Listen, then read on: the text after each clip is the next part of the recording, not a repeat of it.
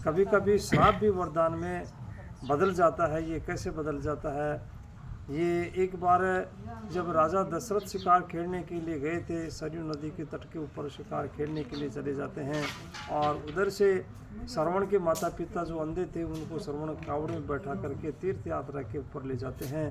तो सरयू नदी के पास में जाते हैं तो उनको प्यास लग जाती है। तो प्यास लगने के ऊपर श्रवण से कहते हैं कि हम प्यासे हैं, इस तरह से पानी लाओ। श्रवण पानी लेने के लिए चला जाता है, सरयू नदी के ऊपर चला जाता है और एक अपना कमंडल ले जाता है। कमंडल ले जा करके उसमें जब भी पानी वो भर रहा है उसमें तो पानी से गुट गुट की आवाज़ आती है। तो गुट गुट की आवाज़ आती है तो उधर से राजा दशरथ शिकार खेलने के लिए जाते हैं तो शब्द वेदी बाण छोड़ते हैं। शब्द वेदी बाण के ऊपर छोड़ने ऊपर उसमें श्रवण के लग जाता है। श्रवण के लगने पर हाय राम इस तरह की आवाज़ आती है।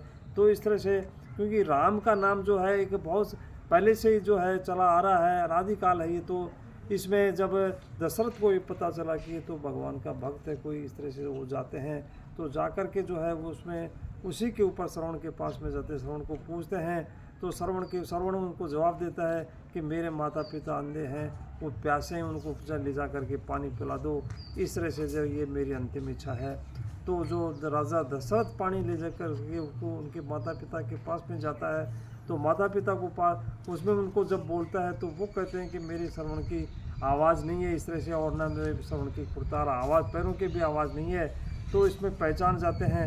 तो वो कहता है, राजा दशरथ उनको सत्य बात बताता है कि इस तरह से श्रवण आपका पुत्र मेरे बाण से मर गया है और इस तरह से ये बात है। तो उन्हें उनके माता पिता ने श्राप दिया था, उनके माता पिता ने कि जाओ एक दिन तुम भी जो है हमारी तरह जो है एक पुत्र वियोग में तड़प तड़प के मर जाओगे। इस तरह से जब उसमें उस समय भगवान उसमें राजा दशरथ की कोई संतान नहीं थी, तो संतान नहीं होने के ऊपर उन्होंने एक ऐसा वरदान एक श्राप दे दिया था। तो वो श्राप वरदान में कैसे साबित हो गया? जब उसमें जो है उसमें जब वापस आ जाते हैं उनको पानी पिला करके जो है उसमें अयोध्या आ जाते हैं। तो अयोध्या आने के बाद में राजा दशरथ एक जो है एक ज़्यादा उम्र हो जाती है और उसमें एक जो वशिष्ठ जी के पास में जाते हैं, अपने गुरु जी के पास में जाते हैं। वशिष्ठ जी के पास में जाकर के इच्छा प्रकट करते हैं कि मेरे कोई संतान नहीं है, इस तरह से संतान नहीं। तो गुरु वशिष्ठ जी ने श्री ऋषि श्रृंगी थे उसको श्रृंगी को ये आदेश देते हैं कि हवन कराने के लिए। तो हवन जो है उसके लिए हवन कराने के लिए हवन वो ऋषि जो है श्रृंगी देव जो थे उनसे वो एक यज्ञ करवाते हैं और यज्ञ उसमें करवाते हैं कि उसमें यज्ञ करवाने के ऊपर उसमें एक उनको रानियों को खीर खिलाने के लिए देते हैं। वो एक रानी को खीर खिला देना, इस तरह से उनके जो 3 रानियां थी तो तीनों रानियों की कौशल्या थी, सुमित्रा थी, कैकेयी थी, तीनों रानियों को खीर खिला देते हैं। और खीर खिलाने के ऊपर बाद में उसको जो उसमें 4 पुत्र प्राप्त होते हैं उसमें 4 पुत्र भगवान राम है और लक्ष्मण है, भरत, शत्रुघ्न, इस तरह से 4 पुत्र प्राप्त होते हैं। तो वो जो जब अयोध्या में वापस भगवान राम जो है सीता को लाते हैं, वर्णमाला से लाते हैं, तो शादी करके लाते हैं। तो जब कैकेयी ने वरदान मांगा था तो कैकेयी ने वरदान मांगा तो उनको जो है इस तरह से राम के लिए वो 14 वर्ष का वनवास मांगा था।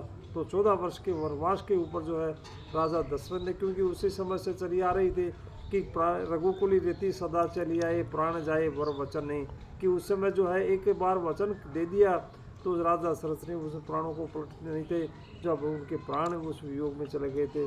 तो इस तरह से ये साबित होता है कि जो एक श्राप दे दिया था उन्हें श्रवण के माता पिता ने, और वो श्राप उनके उसमें वरदान में शामिल साबित हो गया। इस तरह से ये जो है राजा दशरथ के लिए। धन्यवाद।